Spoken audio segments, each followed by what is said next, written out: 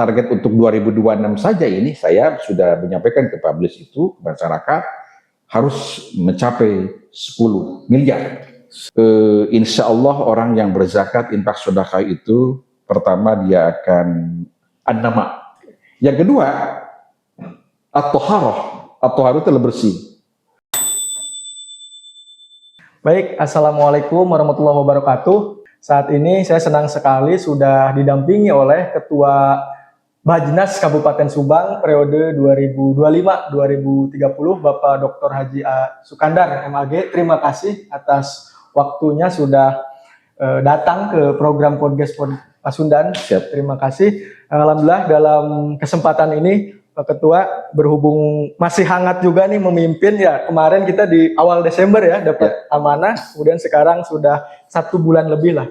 Kita ingin tahu nih dari pimpinan Bajnas yang baru, sebetulnya apa sih Pak misi Bajnas Kabupaten Subang ini Pak? Khususnya apa ya program strategis yang akan dilakukan oleh pimpinan Bajnas yang baru ini 5 tahun ke depan. Kita ingin diskusi soal itu Pak Ketua. Ya, siap.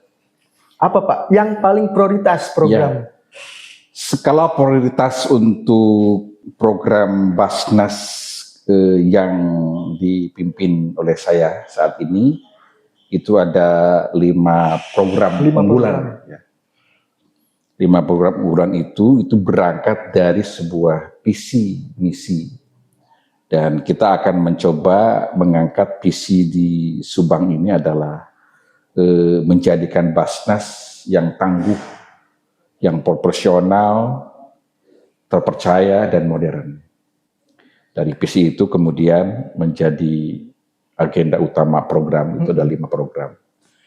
Programnya yang pertama adalah Subang Cager. Subang Cager. Yang kedua adalah Subang Bager. Subang Bager, oke. Yang ketiga Subang Bener. Subang Bener. Yang keempat Subang Singer. Subang Singer. Yang kelima Subang Pinter. Pinter, semua ya. Semua. Jadi itu 5 program unggulan yang akan dijalankan 5 tahun. 5 tahun ke depan. Semasa.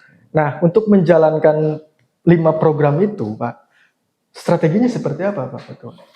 Ya, tentunya memang program ini tidak serta-merta kita bisa jalankan begitu saja tanpa sebuah analisis ya, dengan menggunakan SWOT gitu ya. Di mana kekuatannya, di mana tantangannya, di mana peluangnya, di mana kelemahannya.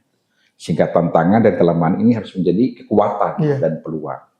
Dari itu dengan pendekatan strategi, kalau bahasa secara syar'i itu Rasulullah pada masa Futuh Mekah dulu,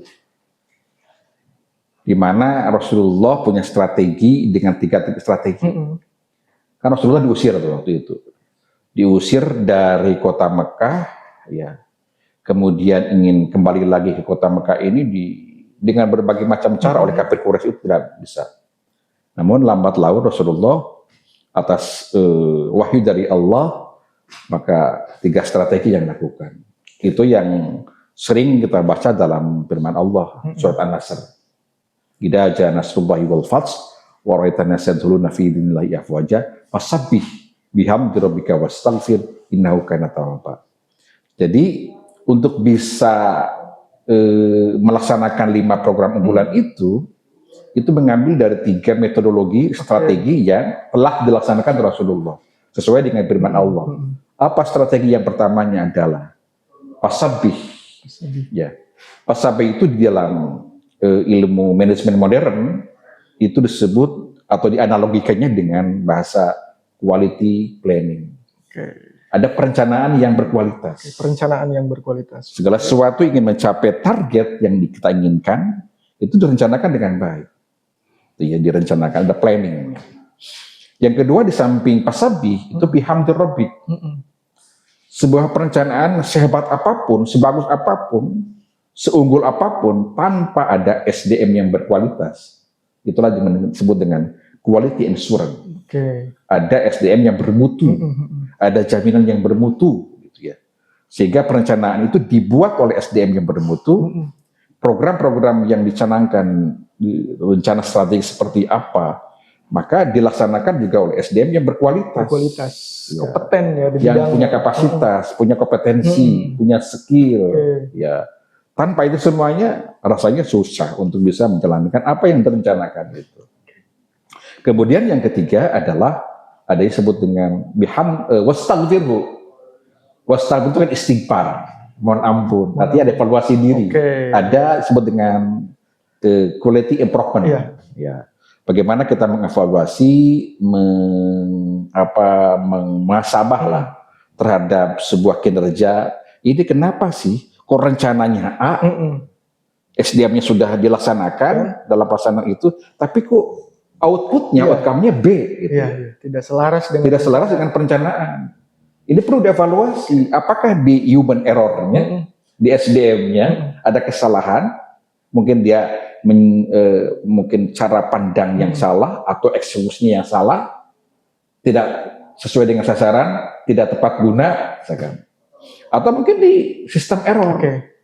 Oh ini jangan-jangan ini kan era kekinian ini kan perlu ada digitalisasi semacam saat ini kan ini kan kita wawancara bisa publish ke masyarakat secara masif itu karena ada digitalisasi. Betul.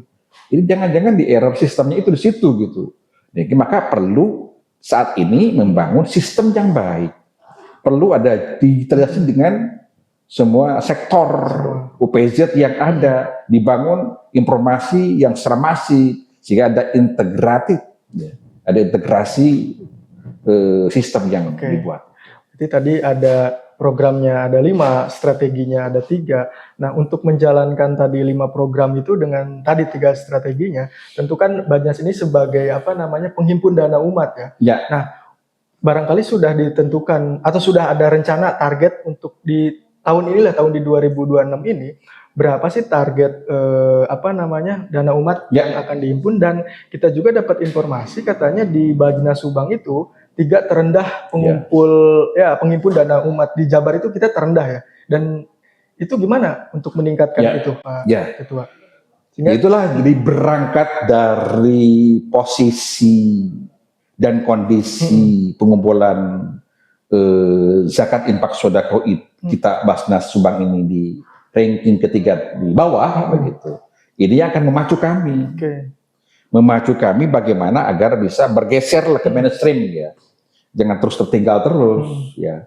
Tadi itu kita mengupayakan membangun strategi, membangun sistem, meningkatkan SDM yang berkualitas begitu. Di antara strategi yang dilakukan ini itu dalam rangka mengupgrade dan mencoba untuk meningkatkan pengumpulan itu ke level yang lebih besar. Maka target untuk 2026 saja ini saya sudah menyampaikan ke publish itu ke masyarakat harus mencapai 10 miliar. 10 miliar. Ya 10 miliar. Karena posisi saat ini capaian dari zakat infak sodako yang diperoleh oleh Bajnas itu baru di angka 4,6 itu yang jadi ukuran kita terendah sejabar. Terendah sejabar. Oke, berarti kalau misalkan nanti di angka 10 miliar berarti naik tuh ya? Ya sedikit naik lah. Sedikit naik. Karena kita juga jauh sekali dengan Sumedang aja. Sumedang sudah di angka 47-48 miliar. Tapi yang 10 miliar itu di luar zakat fitrah ya? Gitu. Semuanya. Maksudnya 10 miliar zakat 10 miliar itu dari 2006 ini diambil dari zakat profesi infak dan sodako. Tapi di luar zakat fitrah. Di luar zakat fitrah. Zakat fitrah di luar. Kalau zakat fitrah bisa lebih dari itu. Lebih dari itu ya. Karena untuk zakat fitrah itu kalau penduduk Subang kan sekitar 1.663.000. Kemudian yang angka kemiskinan sekitar 152.000. Itu sekitar 1.156.000-an lah ya. Masyarakat yang produktif bisa menjadi zakat fitrah. Itu angkanya besar.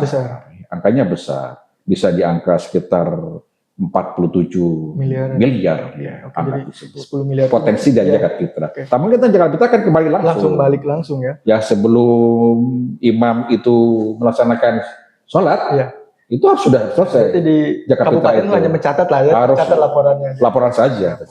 Nah, yang 10 miliar ini Pak Ketua, itu kan tadi udah ada 5 program sudah dicetuskan itu. Nah, bagaimana proporsi pembagiannya, Pak? Mungkin sekaligus dijelaskan yang 5 program itu apa dan dukungan anggarannya akan berapa persen dari 10 miliar itu? Ya memang karena sudah ada kejelasan ya di dalam pengelolaan zakat itu ada aman secara syar'i, ada aman secara regulasi, ada aman secara NKRI. Secara syar'inya bahwa untuk zakat sendiri sudah ada aturan main, ya sesuai dengan firman Allah dalam surat At-Taubah ayat 60, innamas shadaqatu lil fuqara wal masakin dan seterusnya. Gitu. Jadi dalam ayat At-Taubah 60 itu ada 8 asnaf. 8 asnaf yang harus menjadi sasaran dari zakat. Ya. Tidak boleh keluar dari itu. Patokannya itu. Patokannya 8 asnaf. Ya. Fakir, miskin, amilin, mu'alaf, ya, gorimin, ibnu sabil, sabilillah, itu 8 asnaf. Itu yang menjadi sasaran zakat. Tapi kalau infak, ya infak itu adalah fleksibel, fleksibel penggunaannya. Bisa untuk kebutuhan yang sangat vital, mendasar. Semacam terjadi bencana, kejadian yang sedang terjadi di bencana Ciasem, bencana di sekarang Pamanukan, itu bisa mengambil anggaran infak itu karena bersifat kebutuhan bersifat umum ya dan sangat vital, bersifat emergensi, maka itu bisa menggunakan dana infak. Sementara kalau zakat adalah spesifik itu 8 asnaf gitu. Dan kita sudah ada SOP yang mengatur sekian persennya untuk penggunaan dana zakat itu sendiri ini, dan memang setiap hari itu tumpukan proposal di bahasanya luar biasa. Ada yang menyangkut kaitan dengan kebutuhan bersifat kebutuhan yang mendasar ya, orang fakir miskin, kebutuhan kaitan dengan kesehatan dan sebagainya, dan itu memang sudah ada kebutuhan atau SOP yang telah diatur. Berarti Pak, kalau yang 10 miliar itu tadi kan sasarannya udah jelas ya, gitu kan? Terus kemudian tadi untuk ya ke 5 misi itu ya, terus kemudian 10 miliar tuh kira-kira sudah ada bayangan atau gambaran itu akan dari mana saja mungkin yang akan dimaksimalkan? Ya. Sumbernya gitu ya?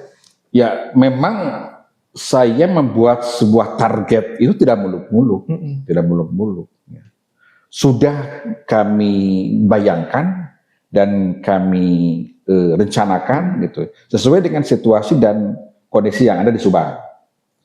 Pertama, kalau dana dari zakat profesi saja, ya, di mana ASN Subang itu sekitar ada 11 ribuan. 11 ribu. Itu Pemda, ya. Dan itu sudah terkelola. Ya, saat ini baru zakat profesi itu diambil dari dana TPP. Sementara di kabupaten yang lain itu sudah digabung bersifat gaji pokok juga. Gaji pokok juga. Jadi bersifat dari anggaran bruto, ya, bruto. Gaji kemudian digabung dengan TPP, diambil 2,5%. Nah, sementara Subang baru mengambil zakat profesi itu dari TPP saja. Dan itu juga belum optimal. Rata-rata saat ini per bulan sekitar 147 juta. Dari 11 ribu. Ya betul. Tapi kalau dioptimalkan itu semua. Ya. Kalau dioptimalkan itu berapa? Dari TPP saja sekitar 400 juta. Kalau dari TPP saja dimaksimal. Apalagi kalau misalkan dengan gaji dan TPP itu digabung itu di angka 1,5. Nah, berarti kalau dari sektor PNS itu berapa, Pak? Mau kita target berapa miliar? Maka sekarang lagi rumuskan nih. Kemarin sudah kita menyusun perbubnya. Perbub itu kemarin di Perbub nomor 25 tahun 2021, ya. 2521 itu angkanya hanya diambil dari TPP. Ya TPP tidak akan bisa mencapai target. Dan sekarang ini ingin dirubah secepatnya gitu. Karena kebutuhan mendasar itu ingin ada penggabungan tadi gaji dan TPP. Sehingga kalau itu dengan penggabungan gaji TPP saja di angka 1,5 itu tidak perlu lagi dengan ada support sistem tadi yang lain. 1,5 itu bisa dapat? Ya bisa. Setahun berarti 17 miliar Pak. Oh iya. Oh, berarti Setahun.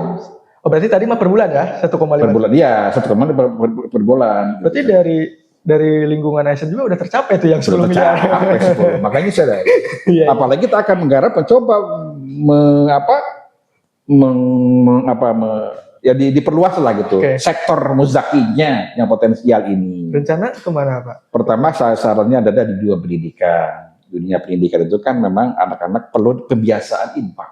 Oh iya, itu belum. Ini perlu belajar tuh anak-anak itu dari belum tergarap anak-anak selama SD, anak-anak SMP, minimal setiap Jumat sekali mereka Infak. disunatkan untuk sholat duha, kemudian sekaligus juga berinfak. Kemampuan mereka masing-masing infaknya dianjurkan. Apakah mau 1.000, apakah 2.000. Nanti ada UPZ di masing-masing madrasah, di masing-masing sekolah itu. Kemudian lapor ke Basnas. Nanti kelola Basnas itu Sampai ke sana itu ya. dan akan kembali kepada sekolah itu. Sehingga sekolah tidak pusing-pusing mana ada anak yang tidak punya sepatu, tidak punya buku, ada genteng bocor. Cukup lapor ke Basnas karena mereka sudah punya soal investasi di Basnas. Dari tabungan. Karena dana tabungan itu akan dikembalikan lagi kepada mereka. Ya, termasuk juga jaringan sekarang ini kita akan juga sampai ke UPZ desa. UPZ desa. Berapa sekarang desa? 253 ya ke desa kelurahan. Itu UPZ desa. Itu akan menggalakkan program celengan ya. Berarti itu sektor langsung ke masyarakat bersama. Masyarakat. Nanti di level UPZ desa mereka menggerakkan masyarakat untuk sadar akan infak ya. Tak perlu zakatullah, sadar akan infak. Ya satu hari 1.000 aja yang selama ini mungkin 1.000 itu sudah tidak punya nilai ya, apalagi yang receh itu kadang-kadang dibuang. Udah mereka dikumpulkan 1.000, nanti ada kolektornya RT RW, kemudian lapor ke Basnas. Berapa dari desa itu lapor itu, nanti kan juga akan kembalikan lagi ke desa, sehingga nanti pemberdayaan desa cukup kuat. Kepala desa, Pak Lurah tidak pusing-pusing lagi karena sudah ada sumber dari masyarakat anggaran dikembalikan lagi kepada masyarakat. Kami hanya mengelola saja.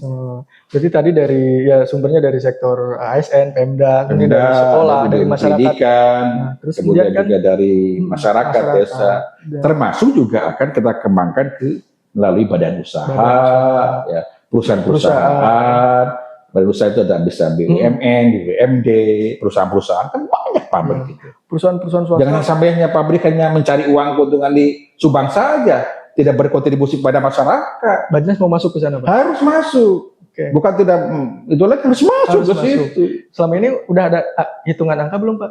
Soal itu. Oh itu ada angkanya, lumayan besar gitu ya. Target Pak dari pekerja di swasta sudah akan berapa Pak? Mungkin ininya. Kayak tadi kan kalau ASN ada 11.000 nih hitungannya jelas ya. Kalau yang dari sektor itu berapa? Informasi yang saya peroleh kan datanya belum saya peroleh data by name by address ya, masih kita coba sinkronisasi dan koordinasi dengan lembaga-lembaga yang memiliki database itu. Kita belum lengkap. Banyak kisaran sekitar 300.000-an ya. 300.000 pekerja swasta. Kalau 1.000-an aja ya. Karena dari data BPS itu kan bahwa perusahaan yang di level menengah besar itu sekitar 115 perusahaan besar yang menengah itu. Itu kan satu perusahaan ada yang sampai 30.000 pegawai, semacam Tekwang. Hitung aja sendiri. Bila mereka sebulan sekali aja, mereka tak usah dulu lah, tak usah dulu nggak basok gitu. Mereka infak untuk apa? Untuk kembali ke orang-orang yang tidak mampu itu. Mungkin bagi yang kurang ya begitu mendalami ilmu tadi Pak, ilmu agama yang soal ya bersedekah gitu. Apa sih Pak manfaatnya dengan kita itulah bersedekah melalui Bajnas sesungguhnya Pak? Apa manfaat yang dirasakan? Yang namanya zakat ya itu memang insya Allah orang yang berzakat infak sedekah itu pertama dia akan an-nama itu adalah tumbuh berkembang. Jadi harta yang dikeluarkan oleh seseorang itu bukan berkurang. Semakin dia banyak sodako, semakin banyak dia infak, semakin banyak zakat, justru dia hartanya akan bertumbuh dan kembang. Itu an-nama. Yang kedua, at-toharoh. At-toharoh itu bersih. Semakin dikeluarkan zakat infak sodakonya, maka hartanya bersih.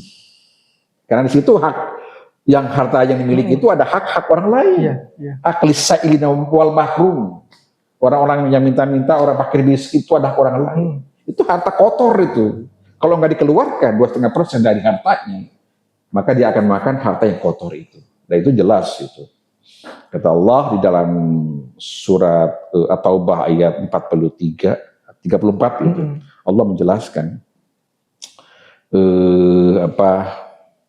barang siapa yang tidak berinfak gitu, tidak sodakoh gitu, la yanfikunaha fabasyirhum biadzabin alim. Allah akan datangkan, informasikan kita dengan adab yang cukup pedih. Ini cukup banyak sekali firman-firman Allah yang menggambarkan terkait itu. Artinya kehadiran Bajnas itu datang nanti ke perusahaan-perusahaan itu ya untuk membantu mereka tanpa disadari agar hartanya tumbuh berkembang, hartanya bersih, termasuk juga hartanya al-barokah, berkah gitu ya. Walaupun keluar secara logika adalah keluar dari sekian mungkin uangnya, pas 10.000 apa 15.000 gitu kalau infak gitu ya. Kadang nggak dibatasi, silakanlah. Kalau mau standar 2,5% bagus begitu. Itu insya Allah akan membawa keberkahan. Dan itu nilai ibadah bagi dirinya sendiri. Sampai hidup ini tidak akan selama-lamanya kan. Hidup ini akan berakhir, ada expire-nya. Perlu dipikirkan masa depan kita akan kembali pada Allah itu membawa apa? Kalau tidak pernah bersedekah, tidak pernah infak, tidak pernah berzakat. Ada yang kita banggakan lah amalannya. Udah sholatnya setahun sekali, kan? Hanya sholat Idul Adha, itu ada. Kadang-kadang puasa yang pertama aja, pertama dan terakhir gitu. Ya minimal misalkan, saya mah rajin lah sedekahnya lah. Ya sedekahnya lumayan berentah. Ya sebagai timbangan berat. Timbangan berat ke ini kan. Itu yang perlu dipikirkan. Saya tahu lah bagaimana kondisi masyarakat para pekerja sibuk dengan pekerjaannya. Apalagi sudah terpengaruh dengan situasi hedonisme, materialisme, sudah pohon ke Allah lah, lupa kepada Allah. Ya itulah tadi jalan keluar minimal orang lamun sodako, infak bener ayah bekal buat di akhirat, telos teuing gitu. Orang teh menghadap Allah. Karena dua pilihan manusia itu, apakah masuk ke al-jannah atau ke nar. Pilihan itu ada dari kita masing-masing. Ya hayang masuk ke neraka selama-lamanya tong ibadah kan. Wah, silakan tuh zakat silakan juga tuh infak Nanti sosialisasinya ya sekaligus ceramah juga di situ. Oh, ceramah. Awal untuk menyadarkan. Kata Allah kan di dalam surah ya itu dalam surah Al-Munafikun ayat 10. Wa anfiqu mimma razaqnakum min qabli ayati ahadakumul maut. Faqala ya Rabbi laula awratani ila ajalin qarib. Fa asaddaqu wa aku minas sholihin. Jangan sampai menyesal gitu. Maka kata Allah, berinfaklah apa yang telah kami rizkikan. Kata Allah, kata Allah sudah turunkan rezeki sebanyak mungkin di dunia ini, kamu menikmati rezeki itu, tapi di situ ada hak orang lain, maka berinfaklah sebelum menjemput kematian datang kepada luar biasa. Min qabli ayati ya iman. Jangan sampai penyakulah, ya Rabbi, laul akhirtani indah jadi kerja, ya Allah gitu. Ya Tuhan, tangguhkan sebentar saja gitu. Pak asodako, aku ingin bersodako, waku minas solid, aku ingin menjadi orang soleh. Itu terlambat kalau sudah kita dicabut nyawa. Sebelum terlambat itu maka persiapkan diri kita, segeralah untuk zakat, untuk sodako, untuk berinfak, untuk diri kita sebagai bekal. Alhamdulillah luar biasa ini Pak Ketua sudah menjelaskan tadi program Bajnas, target pengumpulan sampai strateginya dan sasarannya dari mana saja, kemudian manfaat yang akan dirasakan oleh masyarakat. Ini luar biasa. Terima kasih Pak Ketua. Sudah mau diskusi bincang-bincang di sini. Mudah-mudahan apa yang kita diskusikan bisa bermanfaat untuk masyarakat. Dan jangan lupa nanti kita bisa undang lagi Pak untuk program dan isu selanjutnya. Terima kasih Pak Ketua sudah datang di program Bincang-Bincang Pak Sudan.